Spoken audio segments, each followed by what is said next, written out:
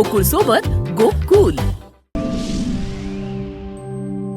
कोल्हापूर जिल्ह्यातील गजापूर येथे जो जातीय तणाव दोन समाजामध्ये तेढ निर्माण करण्याचा हेतुपुरस्सर नियोजनपूर्वक जो तणाव निर्माण केला गेला, त्या घटनेचा सर्वप्रथम पुरोगामी विचाराचे पाईक म्हणून आम्ही शाहू महाराजांचे विचारांचे वारसदार म्हणून आम्ही या ठिकाणी त्याचा निषेध करतो. गजापूर हे विशाळगडपासून जवळपास 6 किलोमीटर अंतरावर गाव आहे. त्या अतिक्रमणाशी त्या गावातल्या लोकांचा काही संबंध नसताना निरपराध लोकांच्यावर हल्ला केला, धर्मस्थळाची विटंबना केली, धर्मग्रंथाची विटंबना केली. याचा सखोल तपास झाला पाहिजे. प्रशासनानं गेले 15 दिवस यामध्ये आंदोलन न करण्याची भूमिका घेतली होती.